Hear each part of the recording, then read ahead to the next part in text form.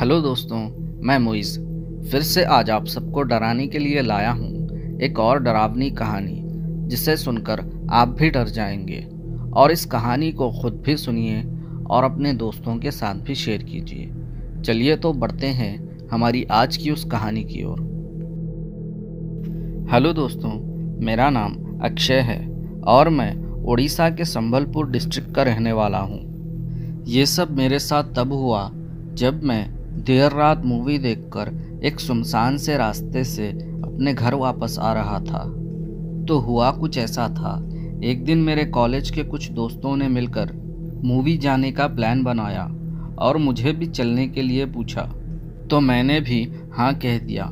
फिर करीब शाम 5 बजे मेरे सारे दोस्त मूवी जाने के लिए रेडी हो गए और हम सब 5 दोस्त थे, जिनमें से मेरा घर गांव में 2 किलोमीटर अंदर था। तो मुझे मेरे दोस्तों के घर तक पहुंचने में 5:15 हो गए। फिर हम सब दोस्त मस्ती करते हुए बस में बैठकर मूवी देखने के लिए निकल गए और करीब 5:45 तक हम लोग थिएटर के बाहर पहुंच गए। तो हम लोगों ने देखा थिएटर के बाहर तो बहुत भीड़ थी और तब तक थिएटर हाउसफुल हो चुका था। तो फिर हम लोगों ने 9 से 12 के शो का प्लान बनाया और वहीं पास में हमारे कॉलेज का ही एक और दोस्त रहता था, उसके घर चले गए और हम सब ने उसके घर खाना खाया और कुछ देर मस्ती करने के बाद हमारे उस दोस्त को भी साथ लेकर करीब 8 बजे थिएटर पहुंच गए। फिर हम लोगों ने मूवी देखी।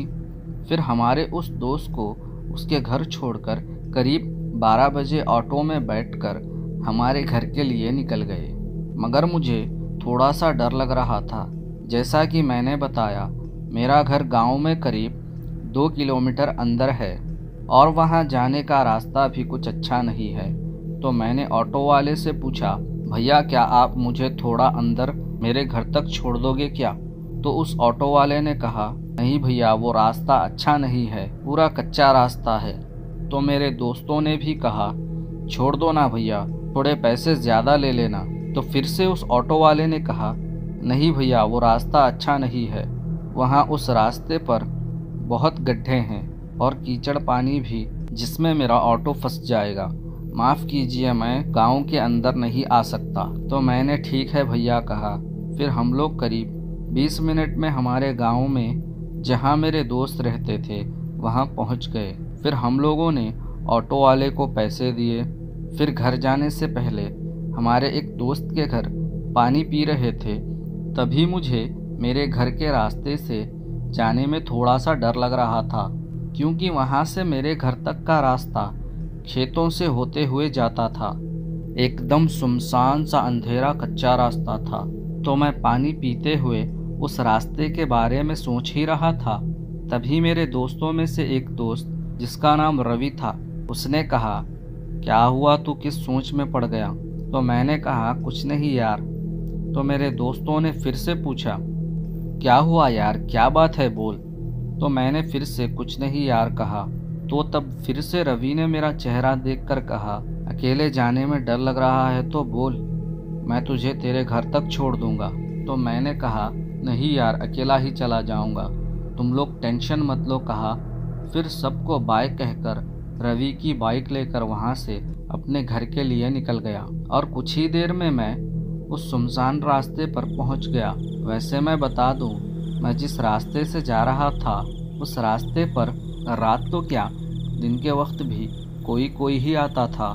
और उस रास्ते के एक तरफ दूर दूर तक बड़े बड़े खेत थे, तो एक तरफ बड़ा सा तालाब और उस रास्ते के आसपास बड़े बड़े पेड़ थे, जिनकी टहनियाँ उस रास्ते के ऊपर लटक रही थी। उस रास्ते को देखकर मुझे बहुत डर लग रहा था। तो मैंने वापस अपने दोस्तों के घर जाने की भी सोची, मगर फिर भी हिम्मत करके ऊपर वाले का नाम लेकर उस रास्ते पर चला गया।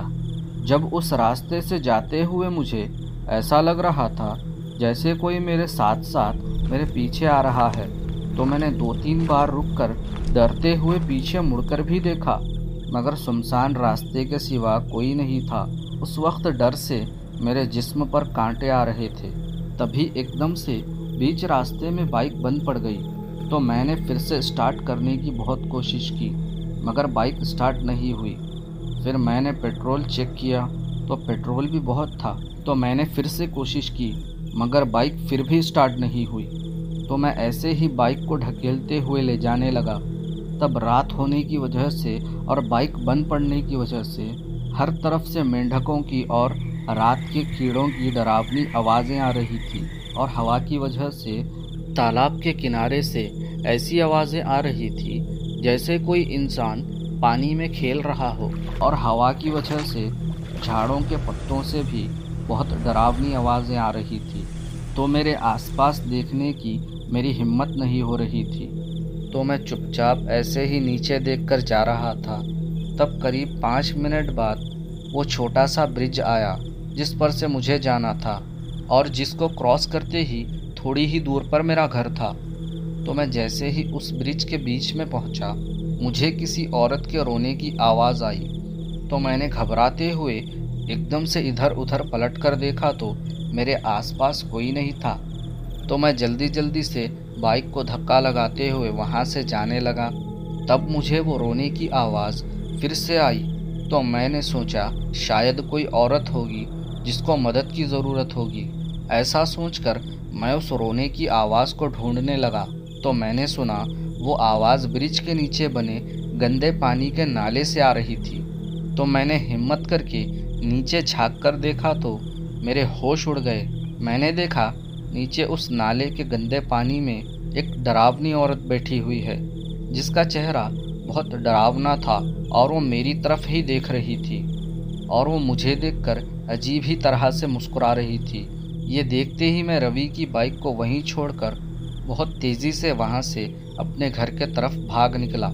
फिर मैं जैसे तैसे करके अपने घर पहुँचा। फिर मैंने जल्दी से घर का दरवाज़ा अंदर से बंद कर लिया। तो मुझे ऐसा करता देख मेरी मम्मी ने पूछा, क्या हुआ, तो इतना डरा हुआ क्यों है? फिर मैंने जल्दी से अंदर से कुंडी लगाई। फिर मम्मी को सारी बात बताई। तभी हमारे घर के बाहर से फिर से वही रोने की आवाज़ आने लगी और करीब आधे घंटे तक आती रही। तब तक मेरी मम्मी कुछ पढ़ रही थी। फिर कुछ देर बाद वो आवाज़ आनी बंद हो गई। तब मेरे हाथ पैर बहुत काँप रहे थे और बार बार मुझे उसी औरत का चेहरा याद आ रहा था। तो मम्मी ने धीरे से दरवाजे के छोटे से होल से बाहर झांक कर देखा तो बाहर कोई नहीं था। अब वो औरत जा चुकी थी। फिर हम लोग भी सो गए, मगर मुझे नींद ही नहीं आ रही थी। फिर जैसे तैसे मुझे नींद लग गई। फिर जब मैं सुबह उठा तो मुझे बहुत बुखार था। फिर करीब मुझे 15 दिन तक बुखार रहा। फिर कुछ दिन बाद मैं ठीक हो गया और अब मैं उस रास्ते पर कभी भी अकेला नहीं जाता हूँ। चलिए तो दोस्तों, फिर मिलते हैं हमारी अगली कहानी में। प्लीज़ चैनल को लाइक, शेयर एंड सब्सक्राइब करके जाना।